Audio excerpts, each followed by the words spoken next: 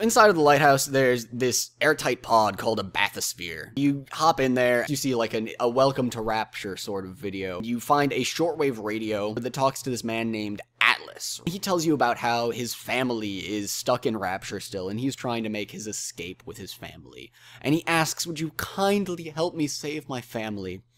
And you agree, in part because that, you know, if you help them, you end up with an escape plan, and maybe you're a good person. The game doesn't go about instilling motives on you, but it doesn't leave you any option other than to help this guy out, really. Atlas functions as both your guide and your only friend for most of the game. Everyone else you run into is sort of either trying to use you or kill you, but he's fairly friendly. You guys have a pretty good working relationship. So you end up running around killing all sorts of insane leadership type people in the world of Rapture. You end up finding out more about Andrew Ryan, the leader and kind of founder of Rapture. You learn about Rapture and its history and decline and Andrew Ryan through all of these different pieces of the environment, dialogues, audio diaries that you find, people you talk to, things like that. And while, you know, you end up kind of going through this objective-based, you know, find this person, kill them, restore life to these plants so that you can have oxygen and not suffocate.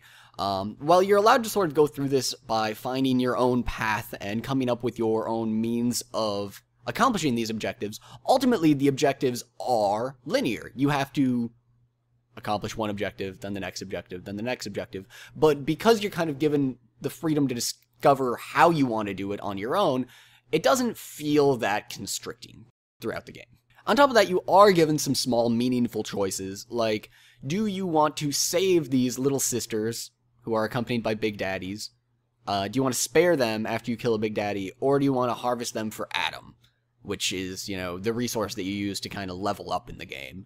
And decisions like that also help to make the game not feel as linear. So you're going through the game, and one of the big things that you discover is the history of Andrew Ryan and this man named Frank Fontaine. So Andrew Ryan made Rapture so that the best and brightest could come and sort of be unencumbered by, like, taxation or, you know, regulations, things like that, so that they could just sort of pursue what they wanted and be entitled to the sweat of their brow. Frank Fontaine is another businessman in Rapture. For a while, Andrew Ryan sort of likes Frank Fontaine because he's one of these self-made mans that Andrew Ryan thinks everyone should be, but he ends up finding out that Fontaine is also running, in addition to the biggest competitor to Andrew Ryan's corporation, a pretty successful and lucrative smuggling operation that Andrew Ryan is worried might lead to the discovery of Rapture by the outside world, which is sort of the whole point of building an underwater city, is that people can't come find you. But apparently, Fontaine has died in a recent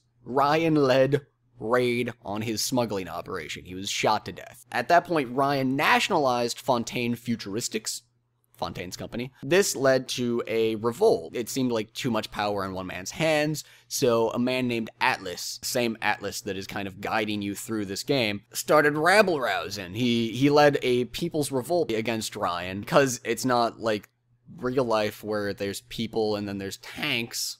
There's no tanks in an underwater city, A, and B, everyone's got these, like, plasmids, so just having a whole bunch of people that have genetic modifications that give them superpowers ends up being pretty good if you want to lead a revolution against those in power. Now, the thing is that Ryan actually makes those plasmids, and so he modifies them so that people are very susceptible to pheromones, and basically steals this revolt, this army that Atlas had building, by implementing a little bit of pheromone mind control into his tonics. And that's the world that you enter into, is there's these splicers that largely don't have control over themselves and are told by Andrew Ryan to kill you because you are allied with Atlas. Now, let's look at the turn, where a lot of that is subverted. This is about to blow your goddamn mind.